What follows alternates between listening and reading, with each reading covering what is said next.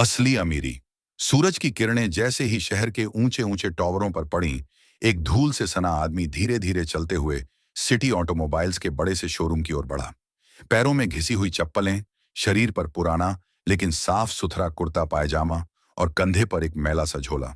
उसका नाम अर्जुन था। लोग उसे देखते, कुछ हंसते, कुछ नजरें फेर लेते। वो सीधा शोरूम के ग्लास दरवाजे तक पहुंचा और अंदर घुस गया। अंदर की दुनिया एकदम अलग थी। चमचमाती गाड़ियां, एयर कंडीशनर की ठंडी हवा और डिजाइनर कपड़े पहने हुए स्टाफ मेंबर्स। अर्जुन की एंट्री पर सबकी नजर एक पल को ठहर गई। फिर किसी ने सिर झटका, जैसे कोई भटका हुआ इंसान अंदर आ गया हो। भाई साहब, ये शोरूम है, एनजीओ नहीं, एक सेल्समैन ने धीमे से दूसरे से कहा और हंसी दबा ली। अर्जुन ने जैसे सुना ही नहीं। वो एक एक कार के पास जाकर उन्हें गौर से देखने लगा। कभी शीशे पर हाथ रखता, कभी बोनट को थपथपाता। कुछ चाहिए आपको? सेल्समैन ने पूछा, जैसे एहसान कर रहा हो। अर्जुन ने सीधा जवाब दिया, हाँ, गाड़ी लेनी है। वो लाल रंग वाली स्पोर्ट्स कार कैसी है? सेल्समैन हंस पड़ा। वो सर, वो आपके बजट से थोड़ा बाहर है। वैसे आप अपना बजट बताएं, हमारे पास सेकंड हैंड कारें भी हैं पीछे। अर्जुन मुस्कुराया। बजट? जब खुद की कीमत न पता हो तो दूसरों के बजट का क्या अंदाजा लगाएं? सेल्समैन झल्लाया।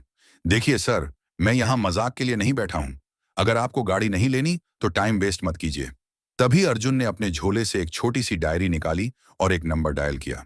हाँ राकेश, सिटी ऑटोमोबाइल्स शोरूम में हूँ। ओनर को बोल, अभी डील फाइनल करनी है। पूरा शोरूम खरीदना है। पेपर्स तैयार करो। और हाँ, मीडिया को भी बुला लो, ताकि अगली बार किसी गरीब को छोटा ना समझा जाए। सारे शोरूम का माहौल एकदम शांत हो गया। सेल्समैन की घिघी बंध गई। कुछ ही देर में 3 बड़ी बड़ी गाड़ियों का काफिला शोरूम के सामने आकर रुका।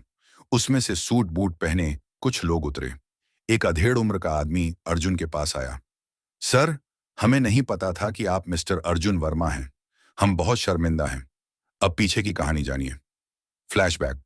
अर्जुन एक छोटे से गांव का रहने वाला था। उसके पिता एक मामूली दर्जी थे और माँ घरों में झाड़ू पोंछा करती थी। बचपन से ही अर्जुन को मशीनों से प्यार था। वो टूटी फूटी घड़ियां खोलता, रेडियो ठीक करता और पड़ोसियों की साइकिलों में फिक्सिंग करता। गांव के सरकारी स्कूल से उसने पढ़ाई की।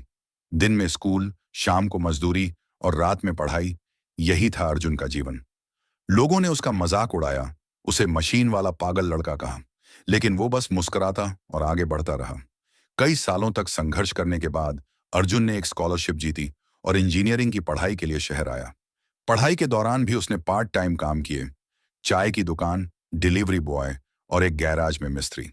उसी गैराज में उसने एक दिन एक इलेक्ट्रिक कार के इंजन में ऐसी चीज ढूंढ निकाली जिसे बड़े बड़े इंजीनियर नहीं समझ पाए थे। उस खोज ने उसकी जिंदगी बदल दी। एक विदेशी कंपनी ने उसे हायर किया। फिर उसने अपनी खुद की टेक्नोलॉजी कंपनी शुरू की, एवीटेक। कंपनी ने बूम मारा। आज अर्जुन देश के सबसे युवा टेक एंटरप्रेन्योर में से एक था। लेकिन उसका लुक, उसकी सादगी और उसकी विनम्रता कभी नहीं बदली। और उसी सादगी में छिपा था आज का बदला। वर्तमान में वापस शोरूम के मालिक ने अर्जुन से हाथ जोड़ ली। सर, यह सब एक बड़ी गलतफहमी थी। अर्जुन ने गहरी सांस ली। गलती नहीं थी, नजरों का फर्क था। तुम्हारी नजर को लगा कि गरीबी इज्जत की हकदार नहीं। मैंने देखा, तुम्हारे शोरूम में गाड़ियां तो बहुत हैं, लेकिन सोच अब भी सड़क पर है। मैं ये शोरूम खरीद रहा हूं। नाम रहेगा एवी ऑटो। लेकिन यहां एक नियम होगा, कोई भी ग्राहक, चाहे वो किसी भी हाल में हो, उसके साथ इज्जत से पेश आया जाएगा। वो मुड़ा और जाते जाते बोला, और हां, जो सेल्समैन सबसे पहले मेरी हंसी उड़ा रहा था, उसे मत निकालो। उसे ट्रेनिंग दो, इंसान पहचानने की और इज्जत देना सिखाओ। पूरा स्टाफ खामोश खड़ा था। अर्जुन बाहर निकला और वो लाल स्पोर्ट्स कार उसके लिए दरवाजा खोलने के इंतजार में खड़ी थी। उसने कार की चाबी ली, बैठा और झोले को बगल में रखा। झोले में वही पुरानी डायरी थी जिसमें कभी उसके सपने थे, अब उसकी कहानियां थीं। अंतिम शब्द, असली अमीरी पैसे में नहीं, सोच में होती है। और जो सोच से बड़ा हो, वो किसी भी कपड़े में छोटा नहीं होता। दोस्तों, वीडियो अच्छी लगी तो वीडियो को लाइक, शेयर, कमेंट, सब्सक्राइब कर देना। जय हिंद, जय भारत।